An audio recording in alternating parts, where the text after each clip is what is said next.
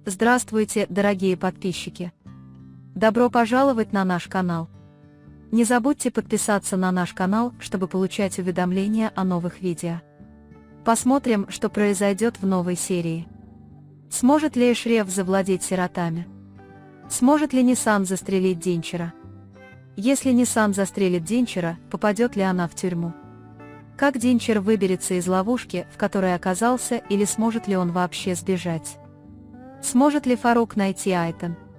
Продолжит ли Харун работать на Кадира после похищения Кинаном? Произойдет ли перестрелка между Кадиром и Эшрефом в отеле? Пожалеет ли Чикдем о том, что бросила Эшрефа в огонь, чтобы спастись? Вернется ли Эшреф в тюрьму? Встретится ли старик с Эшрефом? Узнает ли Эшреф, что разыскиваемый им информатор Нисан? Проведет ли полиция рейд в отеле, когда Кадир и Эшреф собираются стрелять? Выйдет ли Гурдал замуж за Ганджу и возьмет ли на себя ответственность за их ребенка? Все это и многое другое в этом видео. Если вы хотите, чтобы Эшреф не попал в тюрьму, а Динчер и Кадир погибли, не забудьте поставить лайк и поделиться нашим видео. А теперь перейдем к анализу. Приятного просмотра. С этим трейлером история постепенно приблизится к важному поворотному моменту, и судьба, от которой Эшреф убегал годами, наконец-то загонит его в угол. Для Эшрефа забота о сиротах – это не стремление к власти, а завершение незавершенной в прошлом ответственности. Пустота, оставленная Якупом Бабой, попытки Кадира контролировать сирот с помощью денег и страха, а также участившиеся казни в районе доведут Эшрефа до точки, когда он больше не сможет молчать. Когда Хидр Баба и представители старого порядка столкнутся с Эшрефом и скажут ему, что теперь он должен нести это бремя, Эшреф преодолеет внутреннее сопротивление и согласится взять на себя заботу о сиротах, открыв тем самым дверь в новую эру. Это решение сделает Эшрефа прямой мишенью как для Кадира, так и для государства. Что касается Нисан, месть будет все больше преобладать над разумом. Смерть Афры объединит чувство вины, гнев и стремление к справедливости, что приведет Нисан к Динчеру. Узнав, что Динчер не только сомнительный бизнесмен, но и непосредственный виновник смерти Афры, Нисан окажется в точке невозврата. Ее поведение в отеле, вызов в номер, где умерла Афра, и столкновение с Динчером, демонстрируя пистолет, который она носит в сумке, покажут, что Нисан теперь готова рискнуть всем. Зная, что нажатие на курок приведет к тюремному заключению, Нисан поступит соответственно, решив взять правосудие в свои руки. Это решение также приведет к разрыву отношений с Эшрефом, поскольку тот не захочет, чтобы она шла по этому темному пути. Тем временем Динчер, все больше запутываясь в собственных планах, будет совершать все более панические и опасные действия. Он попытается замести следы, разжигая войну между Кадиром и Эшрефом, пытаясь скрыть грязные дела, которые он вел через Эркана.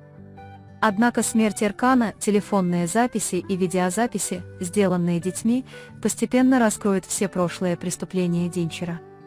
По мере того, как прокурор Сельма углубляет расследование, пространство для маневра Динчера будет сужаться, и он будет искать спасения в хаосе, царящем вокруг Кадира. Конфликт, который разразится в отеле, станет для Динчера не спасением, а началом конца. События на стороне Фарука приведут историю к еще более мрачному повороту. Отказ Айтан от своей жалобы на спасение Харуна и ее отдаление от Фарука повергнут его в глубокое одиночество. Его неспособность связаться с Айтан после освобождения из тюрьмы, похищения Кинаном и возвращения к темным делам покажут, что судьба Фарука по-прежнему в руках других. Когда Эшреф отправится на поиски Фарука, эти поиски приведут его непосредственно к Кинану и Кадиру, и конфликт обострится еще больше. Попав в руки Кинана, Харун продолжит вести дела с Кадиром, чтобы выжить, и это вынужденное партнерство еще больше усилит власть Кадира. Чувство вины Айтан, затруднительное положение Харуна и исчезновение Фарука доведут этот треугольник до трагической точки. Кадир будет считать себя неприкасаемым благодаря системе, которую он создал, используя Харуна, но эта самоуверенность станет его самой большой ошибкой. Напряжение между Кадиром и Эшрефом перерастет в открытую войну после встречи в отеле. Хаос, начавшийся с мотоциклистов-курьеров, усилится с перестрелками, и баланс сил изменится, когда Эшреф захватит отель. Заявление Эшрефа «Теперь это мое» бросит вызов не только Кадиру, но и темному порядку, существовавшему годами. Как только этот конфликт достигнет своего пика, полицейский рейд на отель мгновенно изменит судьбу всех. Этот рейд поставит под угрозу свободу Эшрефа и покажет последствия действий Чикдем. Когда Чикдем поймет, что бросила Эшрефа в огонь, чтобы спастись самой, она столкнется со своей виной. Видеозапись, которую она передала прокурору Сельме, может отправить Эшрефа обратно в тюрьму, и Чикдем придется смириться с этим бременем. Однако этого раскаяния будет недостаточно, чтобы исправить ее ошибку. Эшреф будет глубоко потрясен, узнав, что информатор, которого он искал, это Нисан. Понимание того, что Нисан тайно хранил информацию, чтобы защитить его и найти убийцу Афры, вызовет у Эшрефа одновременно гнев и защитные инстинкты. Эта правда заставит Эшрефа еще сильнее хотеть защитить Нисана, но события выйдут из-под его контроля. Повторное появление имени старика сигнализирует о возобновлении всех засекреченных дел.